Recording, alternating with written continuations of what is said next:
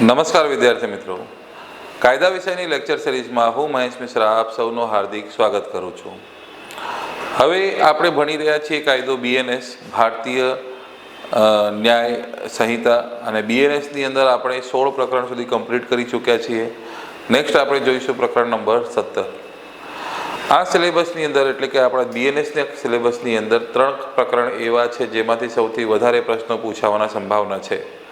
પ્રકરણ નંબર 5 મહિલા અને બાળકો સંબંધિત ગુના, કલમ નંબર 63 થી લઈને 99 સુધી. પછી પ્રકરણ નંબર 6 માનવ શરીર અને જિંદગીને અસર કરતા ગુના, કલમ 100 થી લઈને 146 સુધી.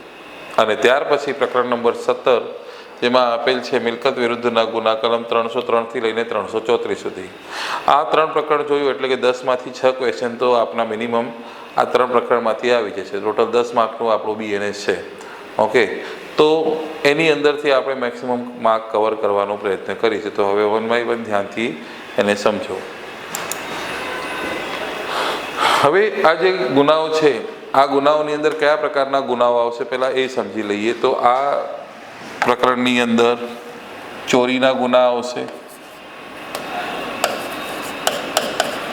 ચોરી, પછી બળજબરીથી કઢાઈ લેવું, બળજબરીથી કઢાઈ લેવું, લૂંટ આવશે, ધાડ આવશે, ગુનાહિત ઉચાપત આવશે, ઉચાપત પણ કહેવાય અને દુર્વિનિયોગ પણ કહેવાય. દુર્વિનિયોગ પણ કહેવાય. પછી ગુનાહિત વિશ્વાસઘાત,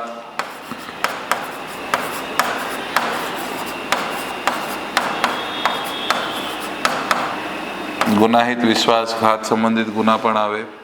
ત્યારબાદ ઠગાઈ, ચોરીનો માલ, બગાડ, અપ્રવેશ અને ઘરફોડ, આટલા ગુનાઓ આવે છે.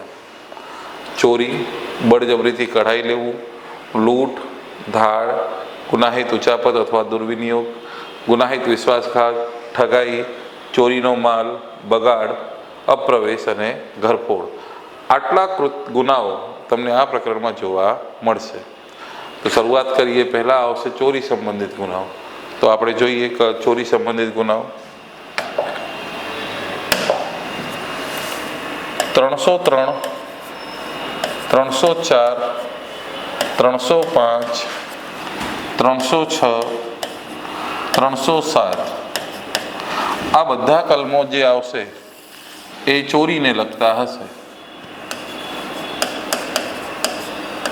ચોરીને લગતા હશે. આની અંદર છે ચોરીની વ્યાખ્યા અને સજા. આની અંદર આપવામાં આવેલ છે સ્નેચિંગ. સ્નેચિંગ એટલે આંચકી લેવું અથવા ઝૂંટવી લેવું. આની અંદર છે ઘરમાંથી ચોરી કરવું. આની અંદર છે નોકર દ્વારા ચોરી કરવું. અને છેલ્લે અહીંયા આવશે મૃત્યુ કે મહાવ્યથાની તૈયારી કરીને ચોરી કરવું. ઓકે, તો જોવા જઈએ તો આ 5 કલમો એની અંદર આપવામાં આવેલા છે. ચોરીની વ્યાખ્યા અને સજા, સ્નેચિંગ, ઘરમાંથી ચોરી, નોકર દ્વારા ચોરી કે મૃત્યુ મહાવ્યથાની તૈયારી કરીને ચોરી. તો કલમ 303 થી 307 સુધી બધી ચોરી આવશે. 308માં બળજબરીથી કઢાઈ લેવું આવશે.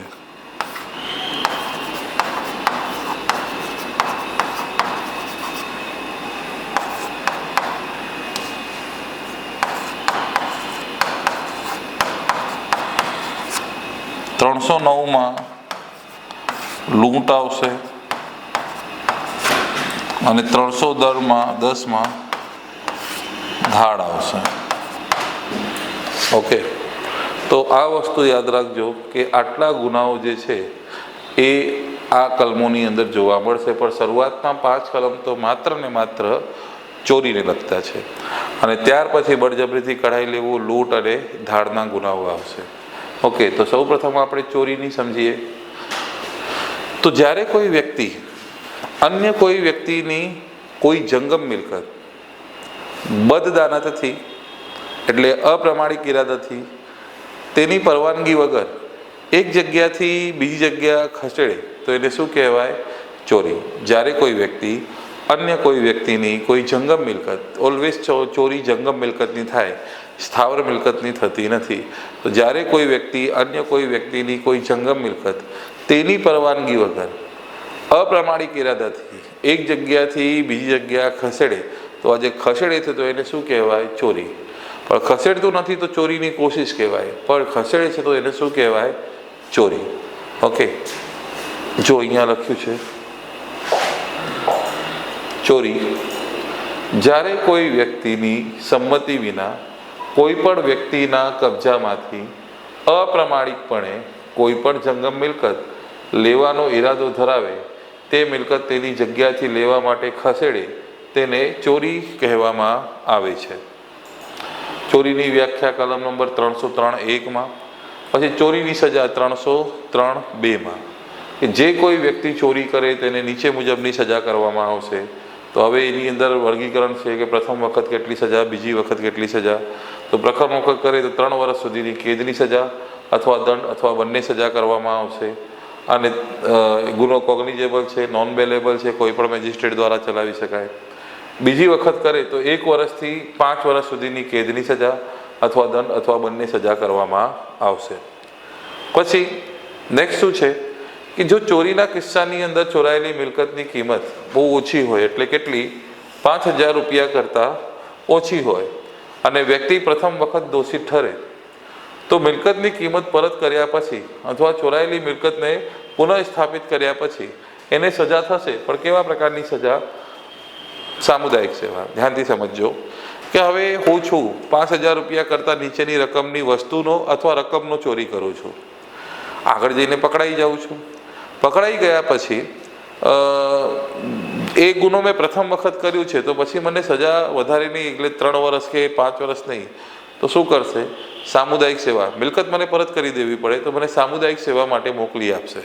કેટલા પણ ટાઈમ માટે? 15 દિવસ, મહિના, 2 મહિના માટે સામુદાયિક સેવા માટે મને મોકલી આપશે. તો એ જ વસ્તુ લખ્યું છે કે ચોરીના કિસ્સામાં જ્યારે ચોરાયેલી મિલકતની કિંમત 5,000 રૂપિયા કરતાં ઓછી હોય અને વ્યક્તિની પ્રથમ વખત દોષિત ઠરે તો મિલકતની કિંમત પરત કર્યા પછી અથવા ચોરાયેલી મિલકતને પુનઃસ્થાપિત કર્યા પછી સામુદાયિક સેવા સજાને પાત્ર થશે. ઓકે, આ એક વસ્તુ જે છે જે આપણે યાદ રાખવાનું છે. તો આ ચોરીની સજા થઈ ગઈ કલમ નંબર 303(2)માં. નેક્સ્ટ આવે છે કલમ નંબર 303 આંચકી લેવા અથવા છીનવી લેવા અથવા તો સ્નેચિંગ. સ્નેચિંગ શું હોય છે? તો લઈ લેવું. એના જ વિશે અહીંયા ચર્ચા કરવામાં આવેલ છે.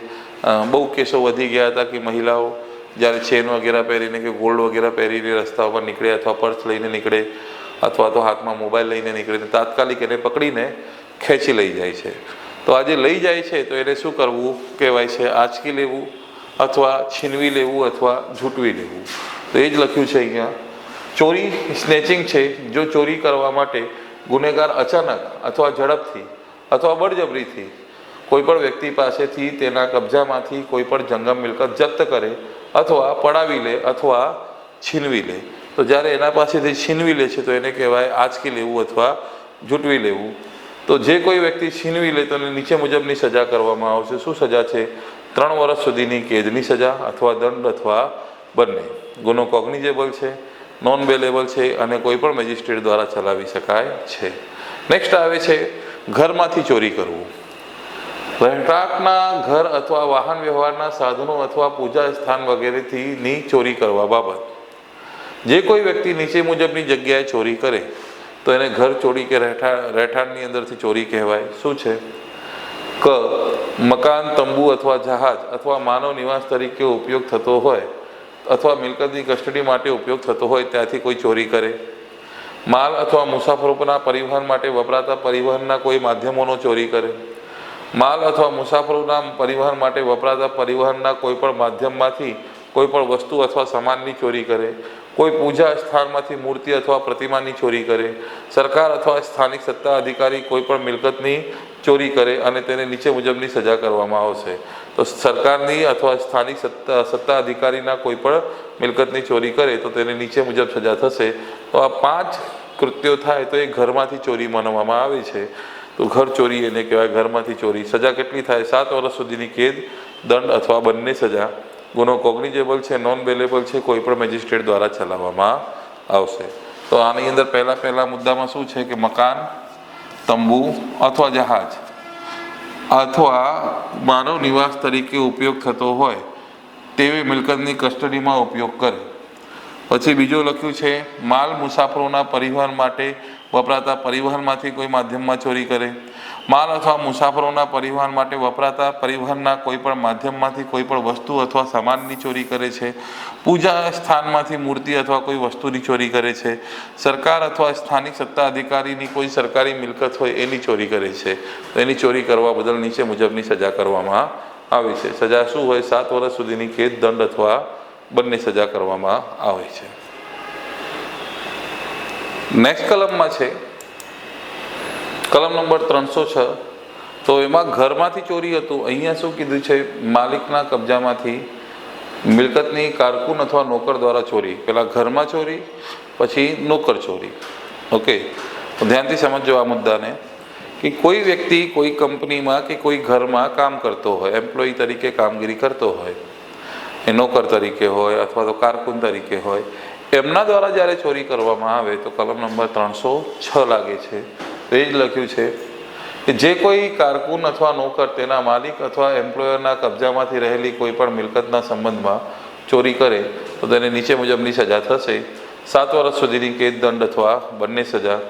ગુનો કોગ્નિઝેબલ છે, નોન બેલેબલ છે, કોઈ પણ મેજિસ્ટ્રેટ દ્વારા ચલાવી શકાશે. 307 મૃત્યુ કે મહાવ્યથાના ભયમાં મૂકીને એની તૈયારી કરીને ચોરી કરવી. તો લખ્યું છે ચોરી કરવા માટે મૃત્યુ નિપજાવવાની અથવા વ્યથા કરવાની અથવા અવરોધ કરવાની તૈયારી કરીને ચોરી કરવા બાબત. આ શું છે? તો ઘણા બધા કેસોમાં થતા હોય છે કે ચોરી કરવા જાય અને ચોરી કરવા જઈને બધાને બંદૂક લઈને બતાવે કે જે કોઈ પણ વચ્ચે અહીંયા અડચણ કરશે તેને ગોળી મારી દઈશ. બરોબર, તો મોતના ભયમાં મૂક્યું. બેંકમાં ગયો અને બંદૂક બતાવીને ગોળી ચલાવીને પછી કીધું કે જે પણ કોઈ મને અહીંયા અડચણ કરશે એને ગોળી મારી દઈશ. અને ત્યારે ત્યાંથી જઈને કોઈ વસ્તુ ચોરી કરીને નીકળી જાય છે. તો આ જે ભયમાં મૂકે છે અથવા કોઈ ચોરી કરતા ભાગતા સમયે કોઈ વ્યક્તિને મૃત્યુના ભયમાં મૂકે છે તો એના માટે આ કલમ છે.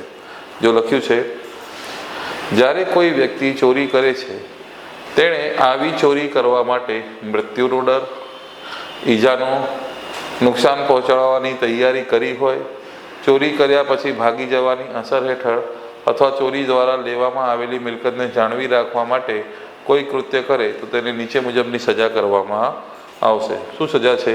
10 વર્ષ સુધીની સખત કેદ અને દંડની સજા કરવામાં આવશે. તો યાદ રાખજો, ચોરી કરવાની તૈયારી કરતા સમયે મૃત્યુ કે મહાવ્યથાની તૈયારી કરીને બેસેલો હોય તો પછી એને 10 વર્ષ સુધીની સજા થશે. ગુનો કોગ્નિઝેબલ છે, નોન બેલેબલ છે અને કેસ ક્યાં ચલાવવામાં આવશે? ફર્સ્ટ ક્લાસ મેજિસ્ટ્રેટ દ્વારા ચલાવવામાં આવશે. તો અહીંયા આપણે જોયું કે કલમ નંબર 303 થી 307 સુધી બધા ચોરીમાં હતા. 303 ચોરીની વ્યાખ્યા સજા, ચોરીની વ્યાખ્યા અને સજા. 304 સ્નેચિંગ. 305 ઘરમાંથી ચોરી.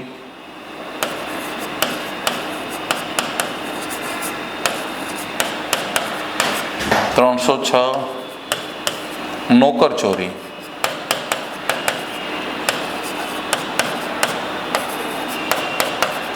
અને છેલ્લે 307 ચોરી માટે મૃત્યુ કે મહાવ્યથાની તૈયારી કરવી.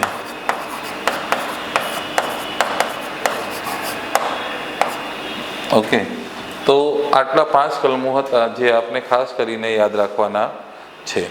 ઓકે, નેક્સ્ટ હવે આવશે એના કરતાં થોડા અપગ્રેડ ગુનાઓ, બળજબરીથી કઢાઈ લેવું, લૂંટ અને ધાડ. તો 1 બાય 1 ત્રણેયને જોઈશું. તો ચોરી આપણે સમજી ગયા. ચોરી શું હોય છે એ આપણે સમજી ગયા. હવે આપણને સમજવાનું છે બળજબરીથી કઢાઈ લેવું.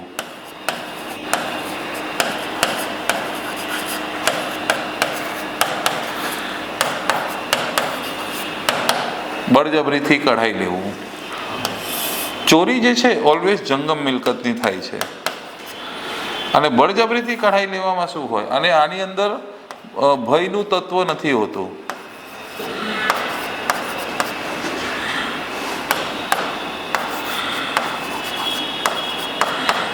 ખબર જ નહીં પડી, વસ્તુ લઈ લેવામાં આવી, તો એને શું કહેવાય? ચોરી. તો એમાં ભયનું તત્વ ક્યાંથી આવ્યું?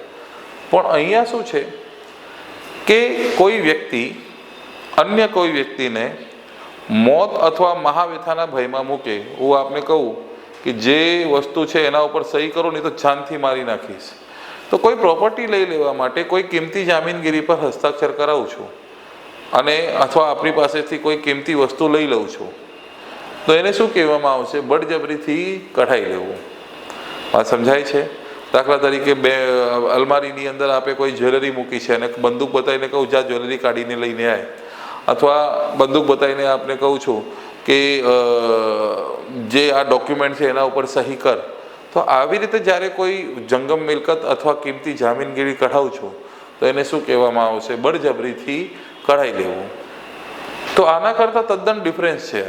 આની અંદર ભયનું તત્વ નથી, વસ્તુ જતી રહી, જંગમ મિલકત. આની અંદર જંગમ મિલકત અને કિંમતી જામીનગીરી બંને જઈ શકે, અને ભયનું તત્વ એમાં સૌથી વધારે હોય છે. તો એ જ લખ્યું છે અહીંયા, બળજબરીથી કઢાઈ લેવા બાબત. જ્યારે કોઈ વ્યક્તિ ઈરાદાપૂર્વક કોઈ વ્યક્તિને અથવા તે વ્યક્તિ જેમાં હિત ધરાવતી હોય તેવા અન્ય કોઈ વ્યક્તિને કોઈ ઈજા થવાના ડરમાં મૂકીને અપ્રમાણિકપણે કોઈ મિલકત અથવા મૂલ્યવાન જામીનગીરી, અપ્રમાણિક રીતે કોઈ પણ મિલકત અથવા મૂલ્યવાન જામીનગીરી લઈ લે તો એને શું કહેવામાં આવશે? બળજબરીથી કઢાઈ લેવું. તો કાં તો એને મૃત્યુના ભયમાં મૂકે, કાં તો એનાથી હિત ધરાવતી કોઈ વ્યક્તિ હોય એને મૃત્યુના ભયમાં મૂકે અને એના પાસેથી અપ્રમાણિક રીતે કોઈ મિલકત લઈ લે અથવા કોઈ મૂલ્યવાન જામીનગીરી લઈ લે તો એને શું કહેવામાં આવશે? બળજબરીથી કઢાઈ લેવું. જે કોઈ વ્યક્તિ બળજબરીથી કઢાઈ લેવાનો ગુનો કરે છે તેને નીચે મુજબની સજા કરવામાં આવશે. શું સજા છે?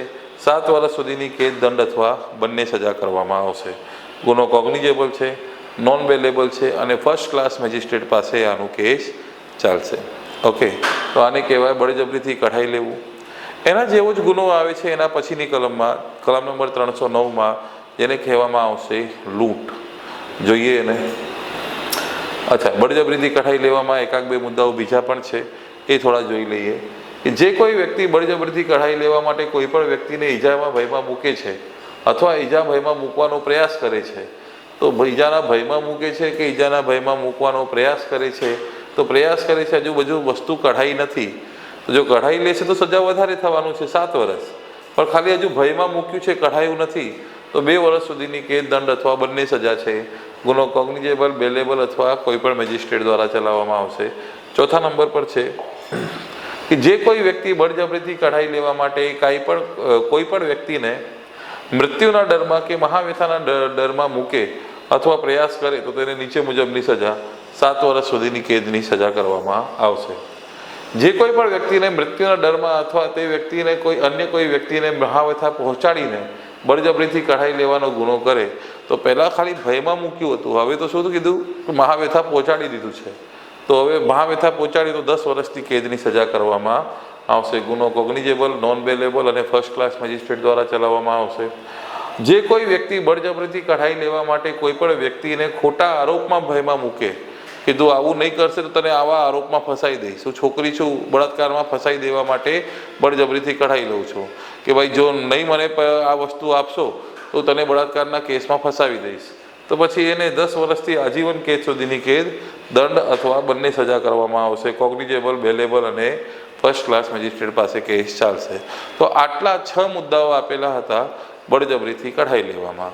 પણ આટલું ડિટેલમાં પૂછાવાની સંભાવના ઓછી હોય. આપને ખાલી પહેલી કલમ અને બીજી કલમ, બળજબરીથી કઢાઈ લેવાની વ્યાખ્યા અને બળજબરીથી કઢાઈ લેવાની સજા, એટલું કરી લો, બહુ થઈ ગયું. અને છેલ્લે જે છે કે ખોટા આરોપ મૂકવા માટે એ પણ થોડું યુનિક છે, તો એના માટે પણ એને થોડું યાદ કરી લેવું જોઈએ. ઓકે, નેક્સ્ટ આવે છે લૂંટ. કલમ નંબર 309, લૂંટ.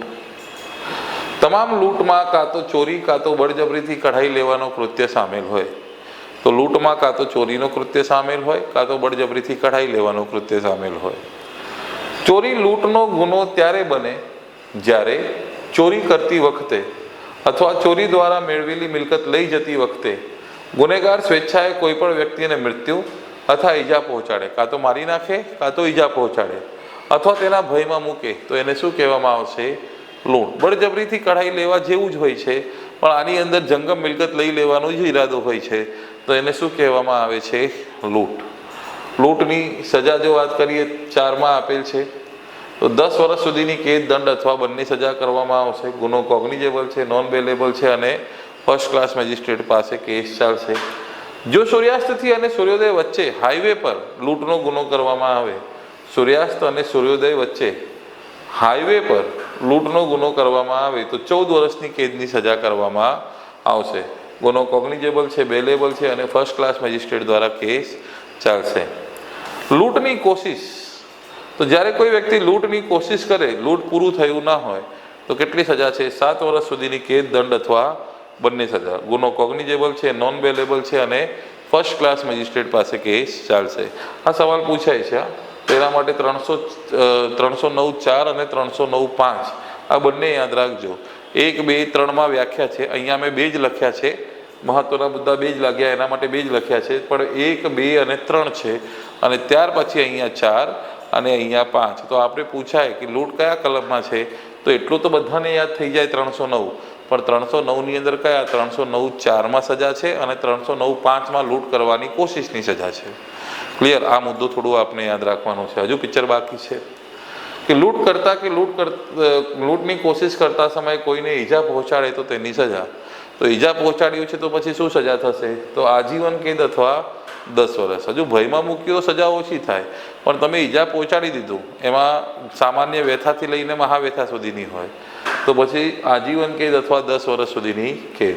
તો આટલા લૂંટની અંદર સજાઓ વિશે વર્ણન કરવામાં આવેલ છે. નેક્સ્ટ આવે છે હવે લૂંટ કરતાં થોડું અપગ્રેડ, કે લૂંટમાં જ્યારે 5 વ્યક્તિઓ સામેલ થઈ જાય તો એને શું કહેવામાં આવશે? ધાડ. તો ધાડ વિશે ચર્ચા કરેલ છે કલમ નંબર 310માં. તો જ્યારે 5 કે તેથી વધુ વ્યક્તિઓ સાથે મળીને લૂંટ કરે તો એને શું કહેવામાં આવશે? ધાડ. જો કોઈ ધાડ પાડે તો તેને નીચે મુજબની સજા થશે: આજીવન કેદ અથવા 10 વર્ષ સુધીની કેદ અથવા દંડ અથવા બંને. ગુનો કોગ્નિઝેબલ છે, નોન બેલેબલ છે અને કેસ ક્યાં ચાલશે? સેશન્સ કોર્ટમાં ચાલશે. ખૂન સાથે ધાડની ગુનો કરે તો એને સજા વધી જશે: મોત અથવા આજીવન કેદ. આ ઇમ્પોર્ટન્ટ કલમ છે, પૂછાઈ શકે છે. એના માટે 310(1), 310(2), 310(3) ત્રણેય યાદ રાખજો.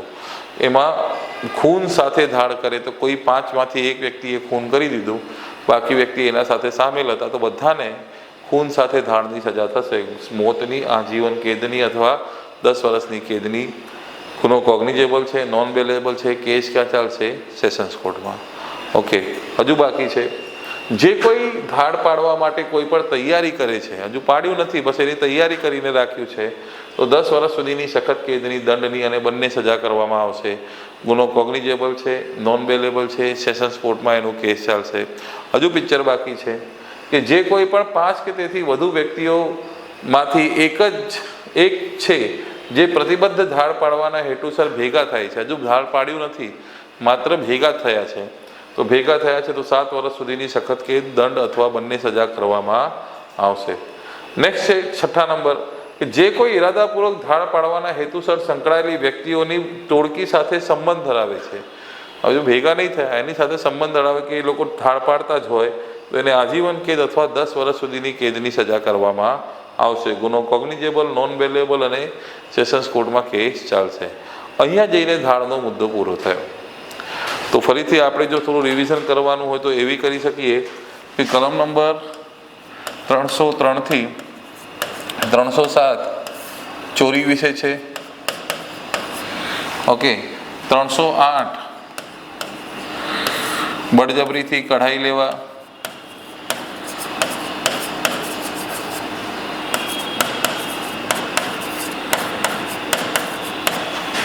309 લૂંટ કરવા વિશે અને 310 ધાડ વિશે. ઓકે, પછી 311, 312, 313 વધારે ઇમ્પોર્ટન્ટ કલમો નથી, પણ ખાલી આપણે જોવા માટે જોઈ લઈએ. પછી આવશે 314 અને 15, એ ઇમ્પોર્ટન્ટ આવશે, પણ જોવા માટે આ ત્રણેય કલમને એકવાર જોઈ લઈએ. બાકી મહત્વનો કલમ કેટલા છે? આટલા છે. ક્લિયર થયું? અને એની અંદર સબ આર્ટિકલ પણ યાદ રાખવાના છે. 309 1, 2, 3, 4, 5, તો આવી રીતે યાદ રાખવા પડશે. ઓકે, જુઓ 311 મૃત્યુ નિપજાવવાની અથવા મહાવ્યથાની કરવાની કોશિશ સાથે લૂંટ અથવા ધાડ. મૃત્યુ નિપજાવવાની કે મહાવ્યથાની કોશિશ કરે છે અને સાથે સાથે લૂંટ કે ધાડ કરે છે. તો જો લૂંટ અથવા ધાડ પાડતી વખતે ગુનેગાર કોઈ પણ ઘાતક હથિયારનો ઉપયોગ કરે છે અને અથવા કોઈ વ્યક્તિને મહાવ્યથા પહોંચાડે છે અથવા કોઈ વ્યક્તિને મૃત્યુ અથવા મહાવ્યથા પહોંચાડવાનો પ્રયાસ કરે તો ગુનેગારને નીચે મુજબની સજા થશે. 7 વર્ષથી ઓછી ન હોય તેવી કેદ, દંડ અથવા બંને સજા. તો શોર્ટમાં છે કે ભાઈ મૃત્યુ કે મહાવ્યથા નિપજાવવાની કોશિશ કરતા લૂંટ અને ધાડ કરી રહ્યો છે તો પછી એને 7 વર્ષ કરતાં ઓછી નહીં ન હોય તેવી કોઈ પણ પ્રકારની કેદ, દંડ અથવા બંને સજા. નેક્સ્ટ આવે 312 પ્રાણઘાતક હથિયાર સાથે લૂંટ અથવા ધાડ પાડવાની કોશિશ કરવા બદલ સજા. તો પ્રાણઘાતક હથિયારનો ઉપયોગ કરી તો 7 વર્ષ કરતાં ઓછી ન હોય તેટલી કેદ, દંડ અથવા બંને. ગુનો કોગ્નિઝેબલ, નોન બેલેબલ અને સેશન્સ કોર્ટમાં. અને છેલ્લે લૂંટારુઓ વગેરેની ટોળકીમાં સામેલ થવા માટે શિક્ષા. તો એનું કામ જ છે કે લૂંટ વગેરે કરતા હોય એની ટોળકીમાં સામેલ થાય. તો જે કોઈ ઇરાદાપૂર્વક ચોરી અથવા લૂંટ સાથે સંકળાયેલ વ્યક્તિઓની ટોળકી સાથે સંબંધ ધરાવે છે તો એને 7 વર્ષની કેદ, દંડ અથવા બંને સજા કરવામાં આવશે. તો આ ઠીક છે, કામ ચલાઉ કલમો છે, એટલું વધારે પૂછાવાના ચાન્સીસ નથી. ઓકે, હવે જે નવો ગુનો આવે છે એ થોડું ધ્યાનથી સમજજો. નેક્સ્ટ ગુનો છે મિલકતનો ગુનાહિત દુર્વિનિયોગ અથવા બીજા શબ્દોમાં એને કહેવાય મિલકતનો ઉચાપત. શું હોય છે ઉચાપત અથવા દુર્વિનિયોગ? ચલો હું આપને એક ચર્ચા કરું છું, આપ જવાબ આપવાનો પ્રયત્ન કરજો. કે એક ફરિયાદ આપની પાસે આવી છે કે એમનો મોબાઈલ ખોવાઈ ગયું છે. આપે અરજી લઈ લીધી કે હા ચાલો ભાઈ મોબાઈલ ખોવાઈ ગયું છે, હું અરજી લઈ છું. હવે આગળ આપ એને ટ્રેસિંગમાં મૂકો છો એના મોબાઈલને, અને ટ્રેસિંગમાં મૂક્યા બાદ ખબર પડે કે કોઈ વ્યક્તિ પાસે મોબાઈલ મળી આવ્યું છે. હવે એ વ્યક્તિએ મોબાઈલ ચોરી ન કર્યો હતો, એમને રસ્તામાં મળી આવ્યું છે. વ્યક્તિએ મોબાઈલ ચોરી ન કર્યો હતો, એને રસ્તામાં મળી આવ્યું છે. તો હવે મને એ જણાવો કે એના ઉપર ચોરીનો ગુનો લાગશે? એના ઉપર ચોરીનો ગુનો લાગશે? એને તો રસ્તામાં મળી આવ્યું છે ને, એને ચોરી કર્યું? એને શું કોઈ બીજા વ્યક્તિના કબજામાંથી લીધું છે? નહીં, રસ્તામાંથી મળી આવ્યું છે. તો એને ચોરી કહેવાશે નહીં. એને બળજબરીથી કઢાઈ લેવાનું પણ ન કહેવાય, કેમ કે રસ્તામાં મળી આવ્યું છે. એને લૂંટ પણ ન કહેવાય કે બળજબરીથી કોઈથી લઈ લીધું હોય. એને ધાડ પણ ન કહેવાય કે 5 લોકો ભેગા મળીને લઈ લીધું હોય. તો એને શું કહેવાય?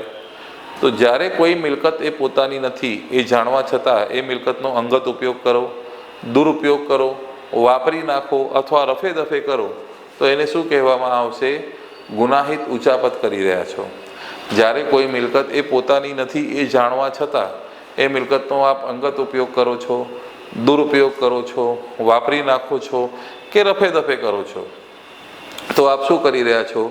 મિલકતનો ગુનાહિત ઉચાપત કરી રહ્યા છો એમ માનવામાં આવશે. વાત સમજાય છે?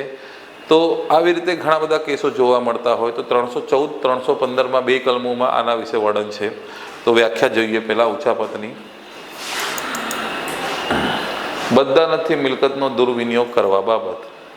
જે કોઈ પણ વ્યક્તિ કોઈ મિલકત એ પોતાની નથી એ જાણવા છતાં બદદાનતથી તે મિલકતનો દુર્વિનિયોગ કરે અથવા પોતાના ઉપયોગ માટે લે અથવા ઉપયોગમાં લે છે, પછી એના આગળ લખ્યું નથી, વાપરી નાખે છે, રફે દફે કરે છે, તો આ કલમ મુજબ ગુનો કરે છે એમ માનવામાં આવશે. શું સજા થાય છે? એની અંદર 6 માસથી 2 વર્ષ સુધીની કેદ, દંડ અથવા બંને સજા. ગુનો નોન કોગ્નિઝેબલ છે, બેલેબલ છે અને કેસ ક્યાં ચાલશે?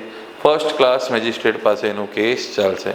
તો યાદ રાખજો કે જે મિલકત પોતાની નથી એ જાણવા છતાં તેનો અંગત ઉપયોગ કરો છો, દુરુપયોગ કરો છો, વાપરી નાખો છો કે રફે દફે કરો છો, તો આપ શું કરી રહ્યા છો? તો મિલકતનો ગુનાહિત દુર્વિનિયોગ કરી રહ્યા છો એમ માનવામાં આવશે.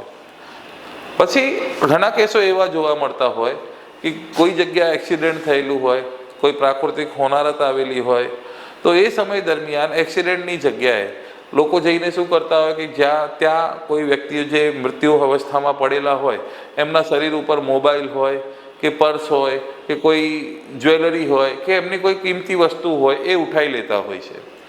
તો હવે એને શું કહેવાય? મૃત્યુ પામેલી વ્યક્તિના શરીર ઉપરથી અથવા એની પાસે હોય એવી વસ્તુનો ગુનાહિત ઉચાપત કરવું. તો એની અંદર આના વિશે ચર્ચા થાય છે. જો લખ્યું છે, મૃત્યુ પામેલી વ્યક્તિ પાસે તેના મૃત્યુ સમય હોય તેવી મિલકતનો બદદાનતથી ગેરઉપયોગ કરવા બાબત.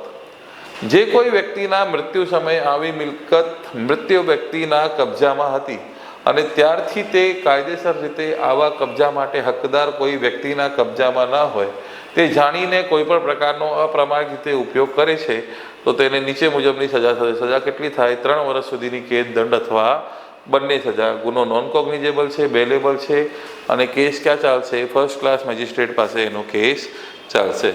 તો યાદ રાખજો, ઉચાપત અને દુર્વિનિયોગ એટલે શું? તો જે મિલકત પોતાની નથી એ જાણવા છતાં તમે અંગત ઉપયોગ કરો તો કલમ નંબર 314 લાગશે.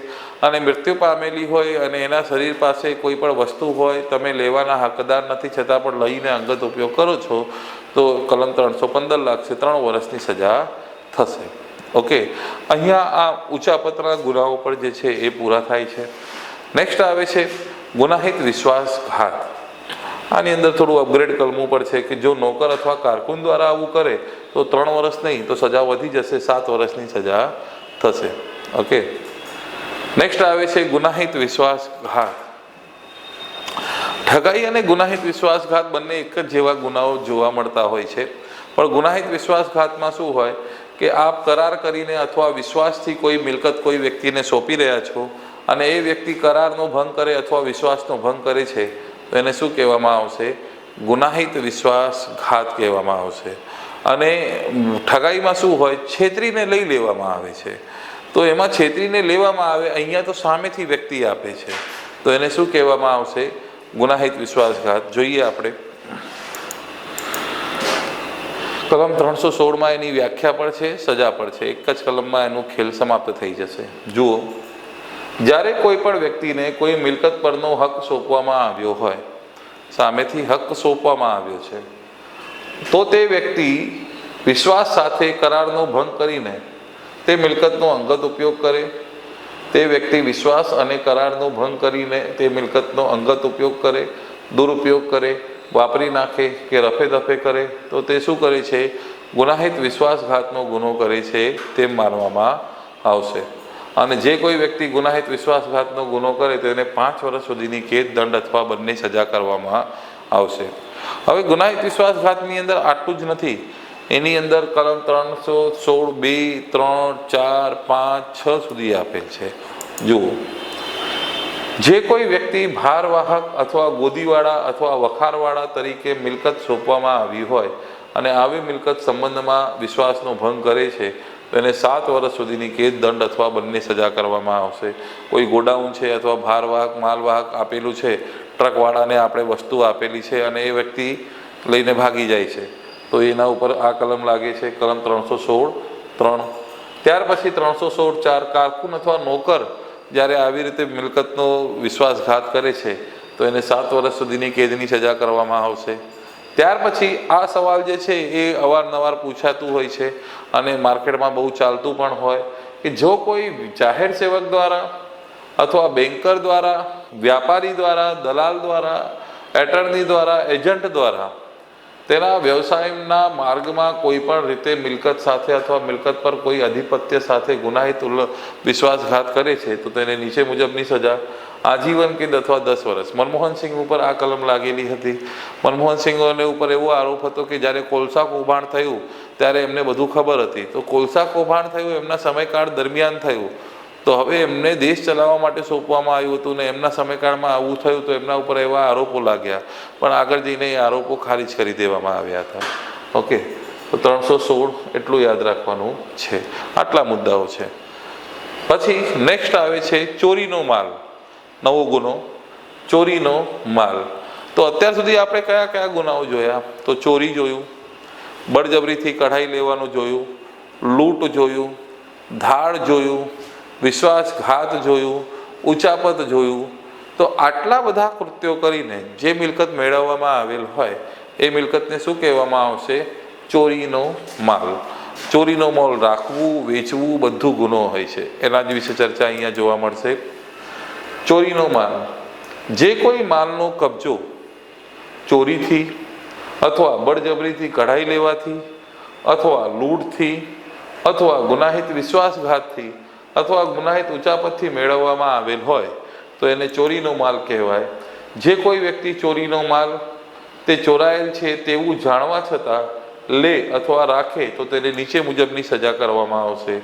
સજા 3 વર્ષ સુધીની કેદ, દંડ અથવા બંને સજા કરવામાં આવશે. ગુનો કોગ્નિઝેબલ છે, નોન બેલેબલ છે અને કોઈ પણ મેજિસ્ટ્રેટ પાસે એનું કેસ ચાલશે. પછી નેક્સ્ટ આવે છે છેતરપિંડી. છેતરપિંડી આપણે એને બીજા નામથી કહીએ છીએ ઠગાઈ.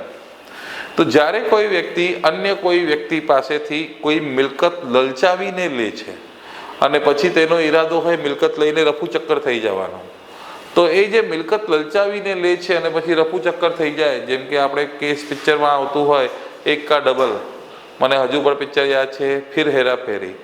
તો 21 दिन में ડબલ અને 21 દિનમાં ડબલ છોડો, પૈસા લઈને ભાગી ગયા. તો એને શું કહેવાય છે? એને સામેથી મિલકત આપ્યું છે નહીં, એને તો લલચાવવામાં આવ્યું છે. સામેથી આપ્યું હોય ને લઈને ભાગે તો વિશ્વાસઘાત કહેવાય, પણ અહીંયા તો એમને લલચાવવામાં આવ્યું છે કે તમે આપો અને એનો ઈરાદો શું હોય? લઈને એને ગાયબ થઈ જવાનું. તો આ એકા ડબલ વાળી જે સ્કીમ હોય છે એને શું કહેવાય? છેતરપિંડી અથવા તો ઠગાઈ. જો શું લખ્યું છે કે જ્યારે કોઈ પણ વ્યક્તિ અન્ય વ્યક્તિને છેતરીને અથવા અપ્રમાણિક રીતે કોઈ પણ મિલકત આપી દેવા માટે પ્રેરે અથવા લલચાવે અને તેનો ઈરાદો વ્યક્તિના શરીર, મન, પ્રતિષ્ઠા અને મિલકતને નુકસાન પહોંચાડવાનો હોય તો એને શું કહેવામાં આવશે? છેતરપિંડી અથવા તો ઠગાઈ કહેવામાં આવશે. જે કોઈ વ્યક્તિ છેતરપિંડી કરે તો તેને નીચે મુજબની સજા થશે: 3 વર્ષ સુધીની કેદ અથવા દંડ અથવા બંને સજા કરવામાં આવશે. ગુનો નોન કોગ્નિઝેબલ છે, બેલેબલ છે અને કોઈ પણ મેજિસ્ટ્રેટ દ્વારા એનું કેસ ચલાવવામાં આવશે. હજુ પિક્ચર બાકી છે. જે કોઈ વ્યક્તિ કોઈ વ્યવહાર અંગે છેતરપિંડી કરવામાં આવી હોય તે વ્યવહારમાં જેનું હિત જાણવા પોતે કાયદાથી અથવા કાયદેસરના કરારથી બંધાયેલ હોય તે વ્યક્તિને તેમ કરવાથી નુકસાન થવાનો સંભવ છે એવી જાણકારી સાથે જો ઠગાઈ કરે છે તો તેને નીચે મુજબની સજા થશે: 5 વર્ષ. હવે કોઈ વ્યવહાર છે લે દે વેચની અને ટાઈમ ટુ ટાઈમ એને પાછો આપવાની વાત છે, પણ એકવાર એ પૈસા લીધા પછી ગાયબ થઈ જાય છે, તો એ વ્યવહારમાં ટાઈમ ટુ ટાઈમ એને પૈસા નહીં આપ્યું તો પણ ઠગાઈ અંતર્ગત આવે છે. 5 વર્ષ સુધીની કેદ, દંડ અથવા બંને સજા કરવામાં આવશે. ગુનો નોન કોગ્નિઝેબલ, બેલેબલ અને કોઈ પણ મેજિસ્ટ્રેટ. દાખલા તરીકે મેં કોઈ વ્યક્તિને ચેક આપ્યું છે અને કોઈ વસ્તુ લેવા માટે કીધું છે, એને ચેક લીધું પણ વસ્તુ નહીં આપી તો પણ આ શું કહેવાય? ઠગાઈ કહેવાય. Okay, next. જે કોઈ વ્યક્તિ ઠગાઈ કરે અને એમ કરીને કોઈ મિલકત આપી દેવા, કોઈ મિલકત કિંમતી જામીનગીરી અથવા સહી સિક્કો કરેલી કિંમતી જામીનગીરીમાં ફેરવી શકાય તેવી કોઈ વસ્તુ પૂરેપૂરી અથવા આંશિક કરી આપવા, તેમાં ફેરફાર કરવા અથવા નાશ કરવા માટે છેતરાયેલી વ્યક્તિને બદનાનાથી લલચાવે છે તેને 7 વર્ષ. એટલે હજુ વસ્તુ ન આવી હોય તો એની 3 વર્ષની સજા, પણ વસ્તુ આવી જાય તો 7 વર્ષની સજા છે. ઓકે, નેક્સ્ટ આવે છે ખોટા નામે છેતરપિંડી કરવા બાબત. તો બીજાના નામેથી અથવા ખોટા નામેથી છેતરપિંડી કરે તો એના વિશે કે પોતે અમુક બીજી વ્યક્તિ છે એવું ખોટું જણાવીને, નહીં અત્યારે કોલ આવતા હોય છે સાયબરની અંદરથી, હું પોલીસમાં છું, બરોબર? તો આ જ વસ્તુનો છે કે પોતે અમુક બીજી વ્યક્તિ છે એવું ખોટું જણાવીને અથવા જાણી જોઈને એક વ્યક્તિ બદલે બીજી વ્યક્તિ મૂકીને અથવા પોતે બીજી વ્યક્તિ ખરેખર જે હોય તેથી જુદી વ્યક્તિ છે એવી રજૂઆત કરીને કોઈ વ્યક્તિ ઠગાઈ કરે તો તેને ખોટા નામે ઠગાઈ કરી કહેવાય, અને જે વ્યક્તિ ખોટા નામે છેતરપિંડી કરે છે તેને 5 વર્ષ સુધીની કેદ, દંડ અથવા બંને સજા કરવામાં આવશે. કલમ કામની જે છે 318 જ છે, બરોબર. આજે આપણે 317 અને 318 જે જોઈ એ જ કામની છે. બાકીની જે છે એ થોડા ઓછા કામની છે, પણ ભણાવવા ખાતર ભણાવી રહ્યો છું, ખોટા નામે ઠગાઈ વગેરે. Okay, next. લેણદારો વચ્ચે વહેંચણી થતી આવક માટે મિલકત બદદાનતથી અથવા કપટપૂર્વક ખસેડવા અથવા છુપાવવા બાબત.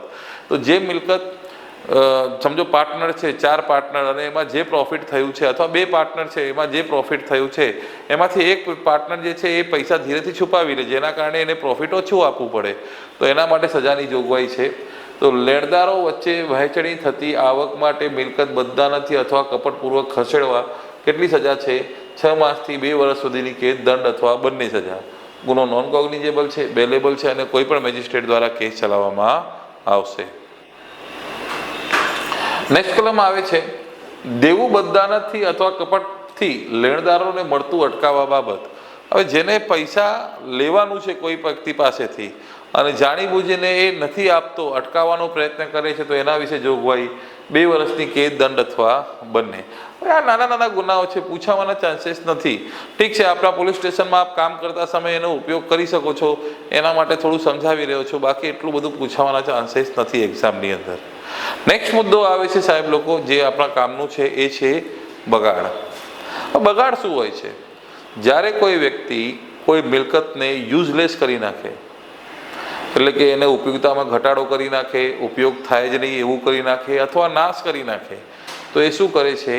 બગાડ. તો મિલકતનો યુઝલેસ કરે, બગાડ, એનો નુકસાન કરે, અથવા યુઝ ન કરી શકાય એવી પરિસ્થિતિમાં મૂકી દે, એને કહેવાય બગાડ. જો લખ્યું છે 324 બગાડ. જ્યારે કોઈ વ્યક્તિ જાણી જોઈને જાહેર જનતાને અથવા કોઈ પણ વ્યક્તિને ખોટી રીતે નુકસાન પહોંચાડવાના ઈરાદાથી, જો અહીંયા કોને કોને છે કે જાહેર જનતાને અથવા અન્ય કોઈ પણ વ્યક્તિને ખોટી રીતે નુકસાન પહોંચાડવાના ઈરાદાથી કોઈ પણ મિલકતનો નાશ કરે છે અથવા મિલકતની પરિસ્થિતિમાં ફેરફાર કરે છે જેથી તેના મૂલ્ય અથવા ઉપયોગિતા નષ્ટ થાય અથવા તેમાં ઘટાડો થાય અથવા તેને નુકસાનકારક અસર કરે, તો તે બગાડનો ગુનો કરે છે તેમ કહેવાય. આપણી ગાડીનો કાચ તોડી દઉં, ગાડી તોડી દઉં, ગાડીની અંદર કંઈક બ્રેક ફેલ કરી દઉં, કંઈક પણ રીતે મશીન ખરાબ કરી દઉં, તો એને શું કહેવામાં આવશે? બગાડ. 2માં સજા છે એની, કે જે વ્યક્તિ બગાડ કરે તો તેને 6 મહિના સુધીની કેદ, દંડ અથવા બંને સજા કરવામાં આવશે. નેક્સ્ટ આવે છે નંબર 3, કે જે કોઈ વ્યક્તિ બગાડ કરીને સરકાર અથવા સ્થાનિક સત્તા મંડળની મિલકતને નુકસાન પહોંચાડે. તો સરકાર અથવા સરકારની મિલકત, સ્થાનિક સત્તા મંડળની મિલકતને નુકસાન પહોંચાડે તો એને 1 વર્ષ સુધીની કેદ, દંડ અથવા બંને. ગાડી ચલાવતા સમયે રોડ ઉપર જે બેરેક રાખેલું છે એને તોડી નાખો તો આ જ કલમ લાગે. જે કોઈ વ્યક્તિ બગાડ કરે છે અને તેના દ્વારા 20,000 રૂપિયાથી તેનાથી વધુ પરંતુ 1 લાખ રૂપિયાથી ઓછી રકમનું નુકસાન થાય, તો 20,000 થી 1 લાખ રૂપિયા. આ તો સારું થયું કે બદલાઈ ગયું, પહેલાં તો 50 રૂપિયા અને 100 રૂપિયા લખ્યું હતું. હવે 20,000 થી લઈને 1 લાખ રૂપિયા સુધીની રકમનો બગાડ કરે છે તો 2 વર્ષની સજા. 1 લાખ રૂપિયા કરતાં વધુ રકમનો બગાડ કરે છે તો 5 વર્ષની સજા. અને છેલ્લે કે જે કોઈ વ્યક્તિ બીજી કોઈ વ્યક્તિનું મૃત્યુ નિપજાવવાની અથવા તેને વ્યથા કરવાની અથવા તેને ગેરકાયદેસર અવરોધ કરવાની તૈયારી કરીને કોઈ બગાડ કરે છે, એની ગાડી રોકે છે, ગાડી તોડી નાખે છે, તો આવી રીતે બગાડ કરે છે તો 5 વર્ષ સુધીની કેદ, દંડ અથવા બંને સજા કરવામાં આવશે.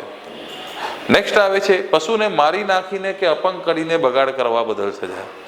તો પશુને મારી નાખીને અથવા અપંગ કરીને બગાડ કરવામાં આવે તો કલમ નંબર 325 લાગે છે. જે કોઈ પ્રાણીને મારીને, ઝેર આપીને, અપંગ બનાવીને અથવા નકામું બનાવીને બગાડ કરે તો તેને નીચે મુજબની સજા થશે. 5 વર્ષ સુધીની કેદ, દંડ અથવા બંને. પશુ મિલકતની અંદર આવે છે, એના માટે તમે એને મારી નાખીને બગાડ કરો તો 5 વર્ષની કેદની સજા કરવામાં આવશે. નેક્સ્ટ આવે છે સાહેબ લોકો ગુનાહિત અપ્રવેશ. ગુનાહિત અપ્રવેશ શું બોલે છે? તો જ્યારે કોઈ વ્યક્તિ અન્ય કોઈ વ્યક્તિને ના મિલકતમાં એની પરવાનગી વગર એને નુકસાન પહોંચાડવાના ઈરાદાથી પ્રવેશ કરે તો એને કહેવામાં આવશે ગુનાહિત અપ્રવેશ. જો કલમ નંબર 329માં એની વ્યાખ્યા છે. ગુનાહિત અપ્રવેશ અને ગૃહ અપ્રવેશ.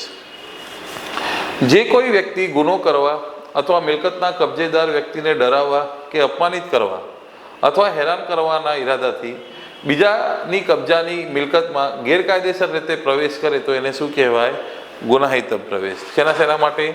ગુનો કરવા માટે, મિલકતના કબજેદાર વ્યક્તિને ડરાવવા માટે કે તેને અપમાનિત કરવા માટે અથવા તેને હેરાન કરવામાં માટે ગેરકાયદેસર રીતે એને મિલકતમાં પ્રવેશ કરે તો એને શું કહેવાય? ગુનાહિત પ્રવેશ. અને આ જ વસ્તુ જે છે એ ઘરમાં પ્રવેશ કરે, એને કોઈ પણ મિલકત થઈ ગયું, એનું ગોડાઉન થઈ ગયું, એનું દુકાન થઈ ગયું, એની ઓફિસ થઈ ગઈ, એનું ખેતર થઈ ગયું, પણ હવે એના રહેઠાણના સ્થળે આવી રીતે કરે તો એને કહેવામાં આવશે ગૃહ પ્રવેશ. જો લખ્યું છે, જે કોઈ વ્યક્તિ માણસોના રહેઠાણ તરીકે ઉપયોગમાં લેવાતા મકાન, તંબુ અથવા વહાણમાં અથવા પૂજા માટેના સ્થળ તરીકે વપરાતો હોય તેવી કોઈ મિલકતની કસ્ટડી માટેના સ્થળ તરીકે ઉપયોગમાં લેવાતા કોઈ પણ ઇમારતમાં ગુનાહિત ઇરાદાથી પ્રવેશ કરે તો તેને શું કહેવામાં આવશે? ગૃહ પ્રવેશ. તો એના રહેઠાણના સ્થળે પ્રવેશ કરે છે તો એને ગૃહ. તો અહીંયા બે વસ્તુઓ છે, એક ગુનાહિત પ્રવેશ અને એક ગૃહ પ્રવેશ.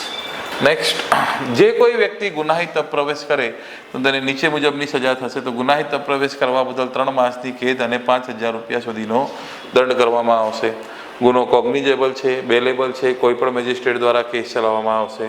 પછી છે ગૃહ અપ્રવેશ, કે જે કોઈ વ્યક્તિ ગૃહ અપ્રવેશ કરે તો તેની નીચે મુજબની સજા થશે: 1 વર્ષ સુધીની કેદ, 1,000 રૂપિયા સુધીનો દંડ અથવા બંને સજા. અહીંયા 3 માસની કેદ, 5,000નો દંડ ગુનાહિત પ્રવેશ કરવા બદલ, અને ગૃહ અપ્રવેશ કરવા બદલ 1 વર્ષ. જો અહીંયા 3 માસથી કેટલું વધી ગયું? 1 વર્ષ, કેમ કે ઘરમાં પ્રવેશ કરે છે. અને દંડ જે છે થોડું ઘટી ગયું છે, 1,000 રૂપિયા સુધીનો દંડ. ગુનો કોગ્નિઝેબલ છે, બેલેબલ છે, અને કેસ ક્યાં ચાલશે? કોઈ પણ મેજિસ્ટ્રેટ પાસે એનું કેસ ચલાવવામાં આવશે. નેક્સ્ટ આવે છે ગુપ્ત પ્રવેશ અને ઘરફોડ. ગુપ્ત પ્રવેશનો મતલબ શું? કે જે જગ્યાનો માલિક છે અથવા જગ્યાની જે સંભાળ રાખી રહ્યો છે એને પૂછ્યા વગર, એને ખબર ના પડે એવી રીતે ગૃહમાં દાખલ થવું તો એને કહેવાય ગુપ્ત ગૃહ પ્રવેશ. અને ઘરફોડ એટલે કે ઘરનો ભાગ અથવા તો જ્યાંથી પ્રવેશ ન કરી શકાતું હોય તેવી જગ્યાથી તોડીને દાખલ થાય તો એને શું કહેવામાં આવશે? ઘરફોડ. જો બતાવું છું બંને, કે જે કોઈ વ્યક્તિ મિલકતની સંભાળ રાખનાર અથવા મિલકત કબજેદાર વ્યક્તિને જાણ ન થાય એવી રીતે છુપી રીતે મિલકતમાં પ્રવેશ કરે તો એને શું કહેવામાં આવશે? ગુપ્ત ગૃહ પ્રવેશ. એટલે જે માલિક છે અથવા તો જગ્યાનો સંભાળ રાખનાર વ્યક્તિ છે એને પૂછ્યા વગર દાખલ થાય તો એને શું કહેવામાં આવશે? ગુપ્ત ગૃહ પ્રવેશ. પછી જ્યારે કોઈ વ્યક્તિ ઘરનો કોઈ ભાગ તોડીને અથવા જ્યાં પ્રવેશ કરવાનું સ્થાન ન હોય તે જગ્યાથી ગૃહમાં પ્રવેશ કરવાનો ગુનો કરે તો એને શું કહેવામાં આવશે? ઘરફોડ. તો કલમ 331માં એની સજા છે કે ગૃહ અપ્રવેશ. તો જે કોઈ વ્યક્તિ ગુપ્ત ગૃહ અપ્રવેશ કરે અથવા ઘરફોડનો ગુનો કરે તો તેની નીચે મુજબની સજા થશે: 2 વર્ષની કેદ, દંડ અથવા બંને સજા. ગુનો કોગ્નિઝેબલ છે, નોન બેલેબલ છે, અને કોઈ પણ મેજિસ્ટ્રેટ દ્વારા એનું કેસ ચલાવવામાં આવશે. પછી એ જ વસ્તુ રાત્રે કરવામાં આવે. જો લખ્યું છે, સૂર્યાસ્ત પછી અને સૂર્યોદય પહેલા ગુપ્ત ગૃહ અપ્રવેશ અથવા ઘરફોડનો ગુનો કરવામાં આવે તો તેને નીચે મુજબની સજા થશે. તો રાત્રે આ વસ્તુ કરવામાં આવે છે, સજા વધી જશે: 3 વર્ષ સુધીની કેદ, દંડ અથવા બંને સજા. ગુનો કોગ્નિઝેબલ છે, નોન બેલેબલ છે, અને કોઈ પણ મેજિસ્ટ્રેટ દ્વારા એનું કેસ ચલાવવામાં આવશે. ત્યારબાદ કેદની શિક્ષા પાત્ર ગુનો કરવા માટે રાત્રે ગૃહ અપ્રવેશ કરે છે. ચોરી કરવા માટે નહીં, કોઈ પણ કેદની ગુનો કરવા માટે તો 3 વર્ષ સુધીની કેદ, દંડ અથવા બંને સજા. અને ગુનો ચોરીનો હોય તો 10 વર્ષ સુધીની કેદની સજા કરવામાં આવશે જો રાત્રે આવી રીતે કરે છે. ઓકે. પછી સૂર્યાસ્ત પછી અને સૂર્યોદય પહેલા ગુપ્ત ગૃહ અપ્રવેશ અથવા ઘરફોડનો ગુનો કરનારની નીચે મુજબની સજા, માફ કરજો, સૂર્યાસ્ત પછી અને સૂર્યોદય પહેલા આ થોડું રિપીટ થઈ ગયો છે, આ અહીંયા નહીં જોવાનું છે. ઓકે. પછી નેક્સ્ટ આવે આ નંબર 4માં જ અહીંયા આવે છે કે જે કોઈ પણ વ્યક્તિ બીજી કોઈ વ્યક્તિને, આ નંબર 4 છે અને પાછળનું જે છે એ રદ છે, કે જે કોઈ પણ વ્યક્તિ બીજી કોઈ વ્યક્તિને વ્યથા અથવા તેના ઉપર હુમલો કરવા અથવા ગેરકાયદેસર અવરોધ કરવા માટે ગુપ્ત ગૃહ અપ્રવેશ કરે અથવા ઘરફોડનો ગુનો કરે તો તેને 10 વર્ષની કેદ, દંડ અથવા બંને સજા કરવામાં આવશે. ગુનો કોગ્નિઝેબલ છે, નોન બેલેબલ છે, અને કોઈ પણ મેજિસ્ટ્રેટ દ્વારા ચલાવવામાં આવશે. પછી 5મા નંબરનો આવે છે કે જે કોઈ પણ વ્યક્તિ વ્યથા કરવા અથવા તેના ઉપર હુમલો કરવા અથવા તેના ગેરકાયદેસર અવરોધ કરવા સૂર્યાસ્ત પછી કે સૂર્યોદય પહેલાં ગુપ્ત ગૃહ અપ્રવેશ કરે છે કે ઘરફોડ કરે છે તો તેને 14 વર્ષ સુધીની કેદની અથવા દંડની સજા કરવામાં આવશે. શોર્ટમાં સાહેબ લોકો એટલું યાદ રાખો કે ઘરફોડ કરવા અથવા ગુપ્ત ગૃહ અપ્રવેશ કરવા બદલ કયા કલમ મુજબ સજા થાય છે? 331. 30માં એની વ્યાખ્યા છે અને 31 મુજબ એની સજા થાય. બાકી તો જે છે અપગ્રેડ થતું જાય એટલા બધા સજા ગુનાઓ વધતા જાય. જો આની અંદર કીધું છે જે કોઈ પણ વ્યક્તિ ગુપ્ત ગૃહ અપ્રવેશ કરતી વખતે ઘરફોડ કરતી વખતે બીજી કોઈ વ્યક્તિને વ્યથા કે મહાવ્યથા કરે સજા હજુ વધી જશે, આજીવન કેદ અથવા 10 વર્ષ સુધીની. એટલે કે અહીંયા શું થઈ રહ્યું છે? ગુનાઓ અપગ્રેડ થઈ રહ્યા છે. ઓકે, નેક્સ્ટ આવે છે કલમ નંબર 334. આ પ્રકરણનો છેલ્લો કલમ છે. શું છે આની અંદર? કે જે પાત્રમાં માલમત્તા હોય તેને બધા નથી ખોલી દેવા બાબત. તો કોઈ તિજોરી ખોલવા બાબત, કોઈ દાગીનાની પેટી ખોલવા બાબત, તો ખાલી ખોલવામાં આવે, હજુ કશું ચોરી ના કરવામાં આવે, તો ખાલી દાગીનાની પેટી ખોલવામાં આવે છે અથવા પાત્ર ખોલવામાં આવે છે તો આ કલમ લાગે છે. કે જે કોઈ વ્યક્તિ બદદાનતથી અથવા બગાડ કરવાના ઈરાદાથી કોઈ પણ બંધ પાત્રને તોડી નાખે અથવા ખોલી નાખે જેમાં કોઈ મિલકત હોય તેને નીચે મુજબની સજા કરવામાં આવશે: 2 વર્ષ સુધીની કેદ, દંડ અથવા બંને સજા. ગુનો કોગ્નિઝેબલ છે, નોન બેલેબલ છે અને કોઈ પણ મેજિસ્ટ્રેટ દ્વારા કેસ ચલાવવામાં આવશે. અહીંયા જે છે મિત્રો આ પ્રકરણ જે છે એ પૂરું થાય છે. નેક્સ્ટ પ્રકરણમાં આપણે જોઈશું પ્રકરણ નંબર 18. આ વિડીયો લેક્ચરમાં આટલું જ. Thank you very much. જય હિન્દ, જય ભારત.